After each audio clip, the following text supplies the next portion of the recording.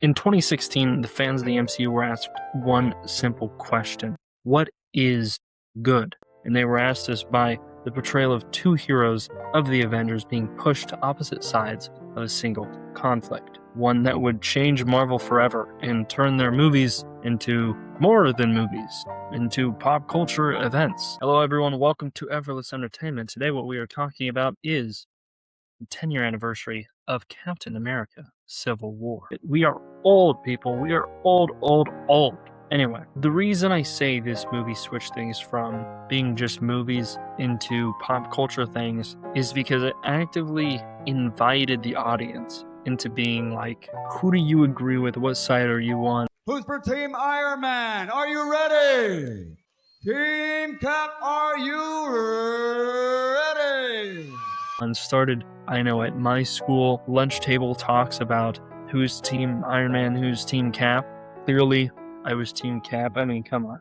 Get the shield right here. Though, to be fair, I do have the Tony Stark glasses, but that's more just out of respect. This is actually a gift from Austin. If you guys watch the podcast, you guys know who Austin is. Thank you, Austin. But anyway, I think when you think about movies like Infinity War, the trailers amped you up and made you feel like Thanos was coming to destroy Earth. Obviously, not what was happening in real life, but it gave you that sense of fantasy and imagination that something like that could potentially be happening because of the involvement of how insane it was that movie was going to exist, combined with the insanity of the world ending.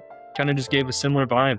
And I think that all started with Civil War. And like I said, really inviting the audience to be like, play a part in this. You know what I mean? We're not just doing stuff on the movies, play a part. And we need you guys to judge, not really who's morally correct, because I think for most people, I mean, it's clear that both are just coming at it from a different angle. And I don't think either side is necessarily incorrect. They both have their justified reasons. And that's why the movie is praised for its amazing writing.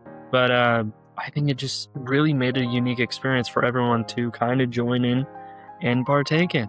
Not to mention, this was, even though I argue this is a Captain America movie more so than a Avengers movie, realistically, this was the Russo brothers' first Avengers movie. Had so many players in it and just managed the characters in such a good way that really set up how we saw them manage Infinity War and Endgame. And now, hopefully, Doomsday and Secret Wars. Of course, they did amazing work on Winter Soldier before this and balanced a lot of amazing characters there by bringing Black Widow into the Captain America circle and also having Anthony Mackie have his introduction to the MCU. Bucky Barnes is obviously amazing in that movie too.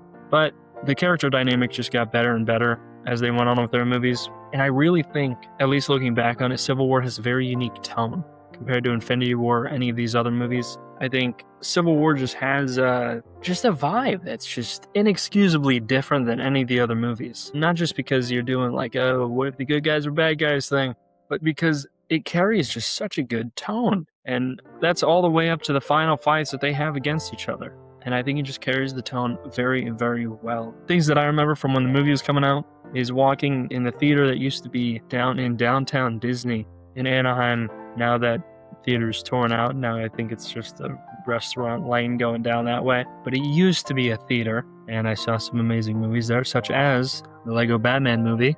Shout out Lego Batman movie, even though this is for Marvel fans. But I just remember the posters being up there for Captain America Civil War. I don't believe I saw it there.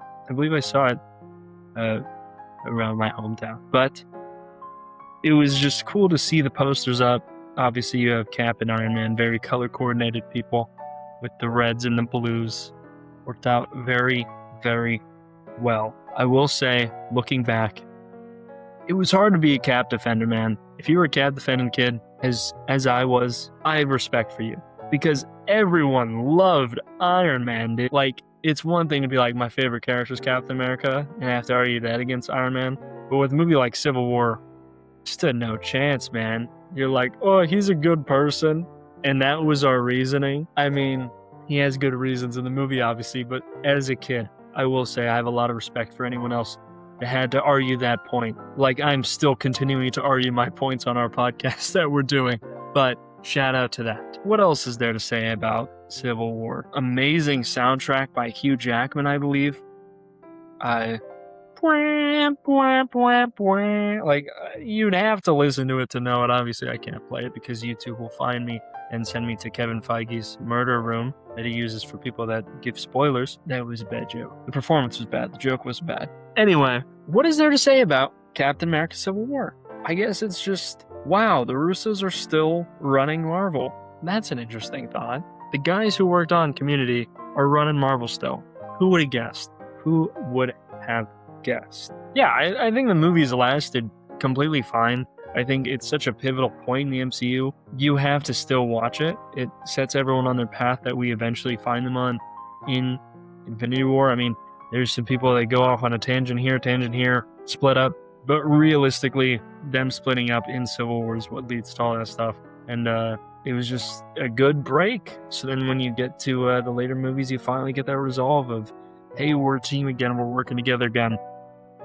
And I think that really helped preserve and set in stone the tone for Infinity War and Endgame. Anyway, that was my rambling for Captain America Civil War for its 10-year anniversary. I need to know something in the comments. This is for personal interest. Were you, when the movie came out, a Team Cap fan or a Team Iron Man fan?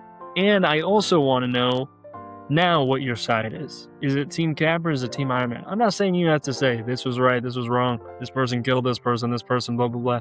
Don't have to get into that. If you just like the character, you can like the character. That's good enough reasoning for me. I'm just curious about if that's shifted over time looking back 10 years from now.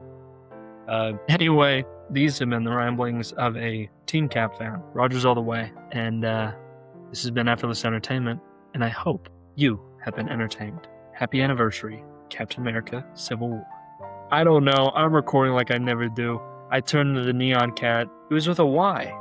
Nyan Cat. Neon Cat? The Pop-Tart Cat. Okay, we are getting old. We're talking about Pop-Tart Cat in a movie that's 10 years old.